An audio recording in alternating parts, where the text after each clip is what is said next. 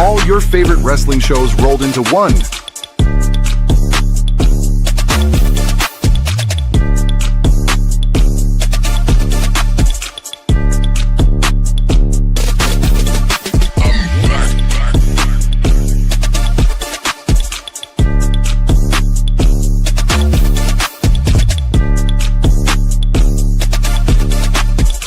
Welcome to the We Book It podcast. Let's start the show.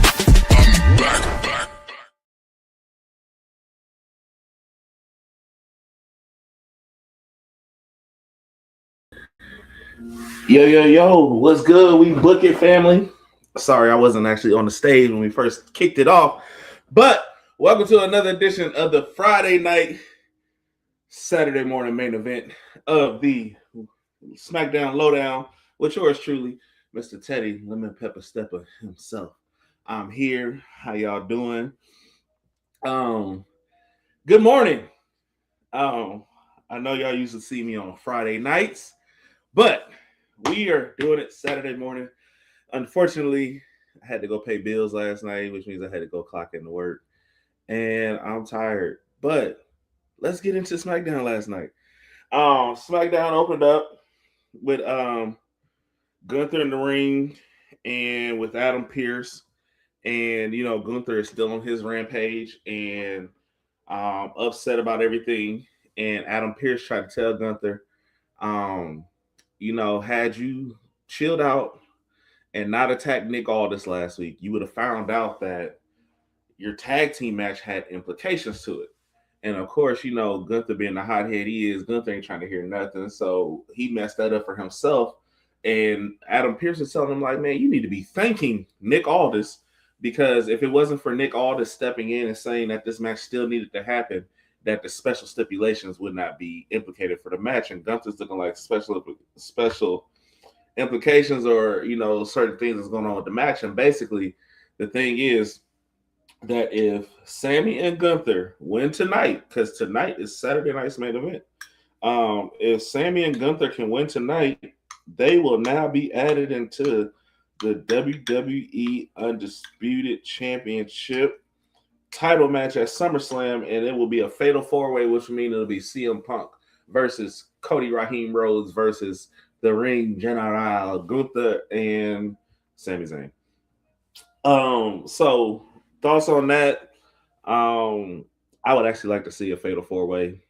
Only reason I like to see a fatal four-way is because I'll be live in attendance for SummerSlam. So I want the biggest card set for the SummerSlam stage for night 1 and night 2, because God damn it, I'm about to live out my dreams. I get a Hell in a Cell match with Ova and Brock. I got Seth and Roman. That's like, I get to see that live, like Seth and Roman live. That's gonna be fucking crazy. Everybody's gonna be there. Charlotte, Jade. It's crazy. I can't fucking wait. Yo, what's good, people? That's dropping in. What's going on? We doing it live this morning. So after that is announced, Cody comes out to the ring. Cody ain't talking. Cody's straight to business. Cody said he got a receipt for Gunther for kicking his head in the door on Monday Night Raw, where he missed out on the opportunity to become champion against Sami Zayn. He said he got a receipt on Gunther for everything. So he's coming for blood, and he is back in. He said he getting it back in blood this week. And I like Cody attacking Gunther.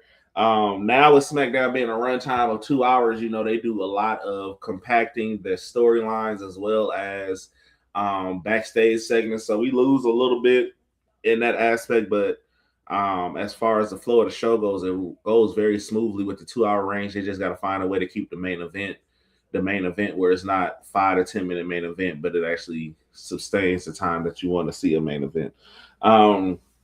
Also, the wrestling gods have spoken for me.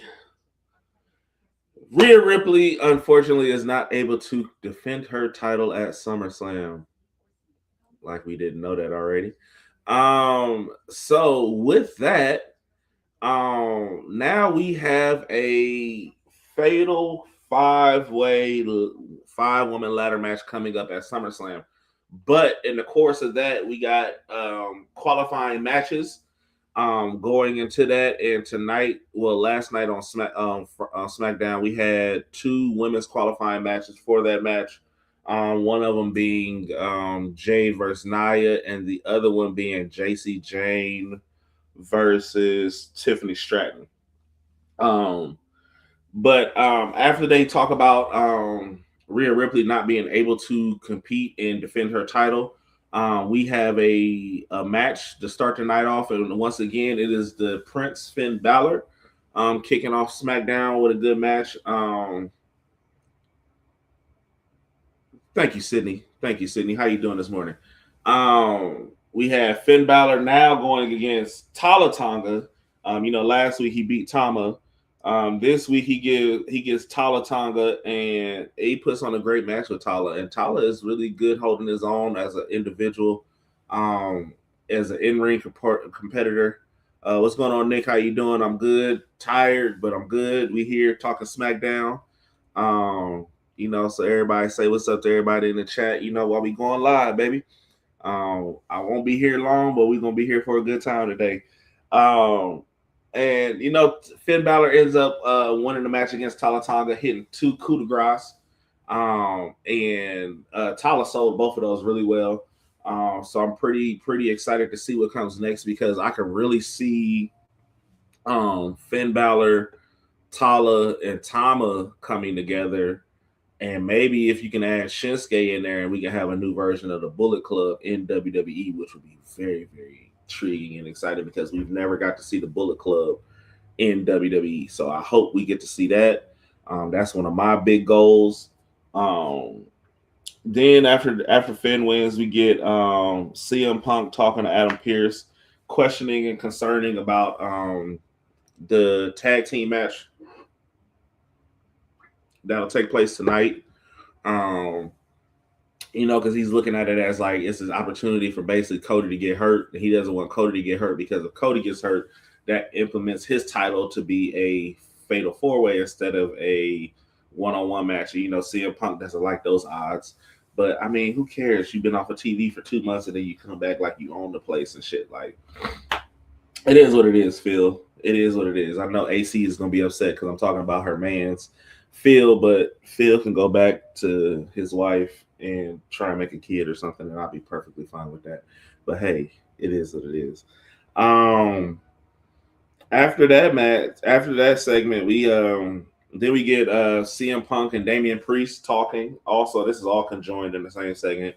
CM Punk and Damian Priest, basically talking about running the back, and Damian thanking him for saying his name, but to let CM Punk know that after SummerSlam, he's gonna be coming for that title. And CM Punk also telling him like, "Hey man, you never know. Me and Cody might try and come after those titles. CM Punk double champ sounds real good to me."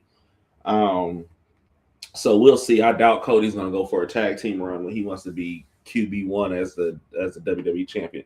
So after that we get into also R-Truth and Damian Priest having their segment again. It wasn't really much of that part. So we get Tiffany Stratton versus JC Jane in the first women's qualifier for the Fatal 5-Way. Truth be told, I would have honestly bumped JC Jane up and put her in that match instead of Tiffany Stratton. Tiffany Stratton ended up winning with the Prius moonsault. But I honestly feel like if they don't push JC Jane and Fatal Influence fast, they're going to get lost in the shuffle.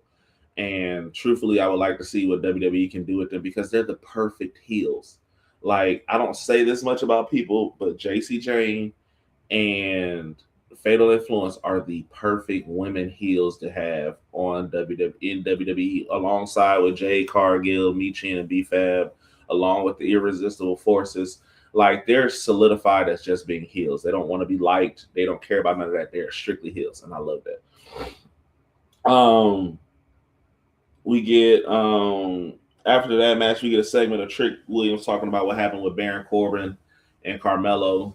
Carmelo and Trick got a common enemy in Baron Corbin, so I can honestly see that being a triple threat, or I can see Ricky Saints getting himself involved and then making it a fatal 4-way as well. I'm not opposed because it just makes my experience at SummerSlam even better, and that's what I need, and that's what I love, and that's what I like, and I need it. So that's all I care about. I ain't gonna lie to you. I just want to see a great SummerSlam. Then we get Jade versus Nia, and that match didn't even last 5 minutes or longer than that because Charlotte Flair came in and got the match thrown out by beating up Jade for what happened with Jade and Alexa Bliss last week, and it ended up costing Nia Jax the match. But in hindsight of that, because Charlotte Flair cost Nia Jax the match, Nia Jax gets to wrestle Charlotte Flair next week on SmackDown for a qualifying spot in the women's fatal 5-way ladder match. Really, I can't wait to see Nia get her lick back on Charlotte. That's going to be real good. And I can see Jade coming in interfering. So we'll see if it's going to be a play where Nia Jax just gets left out or they incorporate something with all of them. I'm looking forward to it. Then we get a backstage segment with Gunther and Candice LeRae. And Candice LeRae telling Gunther, y'all better win because we need this, because Sami has been the only person that has seen Johnny Gargano for who Johnny Gargano is, even though Johnny's been planking for the past couple months now. Getting paid to plank is crazy work in WWE. But it works for their angle.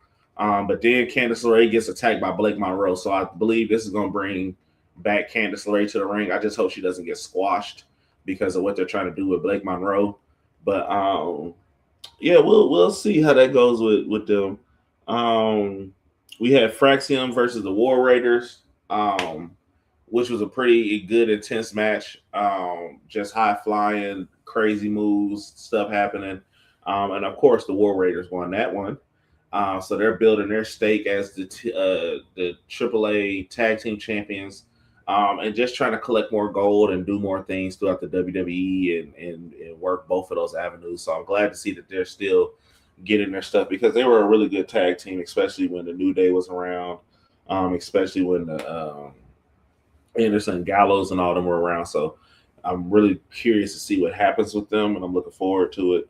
And then we get Cody versus Gunther as the main event. And in that match, Cody didn't even let Gunther come out to the ring. He beat Gunther ass from the runway all the way to the ring during his entrance.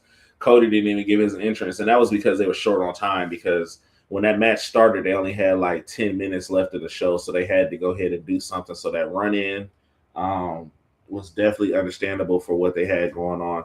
But then, of course, CM Punk comes out because they're trying to take out Cody's leg. And when CM Punk comes out, insert Sami Zayn. Of course, Sami Zayn comes out. But the match doesn't even finish because Sami Zayn ends up hitting Cody Rhodes, which turns the match into a no disqualification. I mean, it's VIA, no DQ. And we just had a brawl. And that's how SmackDown ended.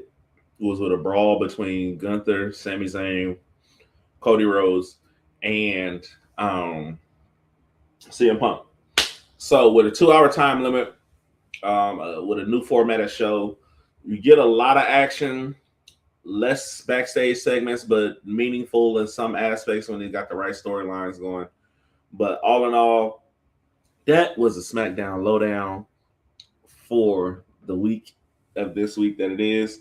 We got 2 more weeks until SummerSlam. We got tonight as the Saturday night's main event. I'm really looking forward to that. I will be tuned in and watching. And y'all make sure that y'all tune in tomorrow as we do the Sunday Night Stunner. We're going to talk all things WWE, AEW, everything else that has went on this week in wrestling. We will talk and cover it. I'm glad. Thank you guys for tuning in and sticking in with me this Saturday morning for a real quick segment of the SmackDown Lowdown. This is your host, Mr. Teddy Lemon Pepper Step Alone. And until we see each other again, everybody keep those book and pencils sharpened. And until then, peace out, peoples.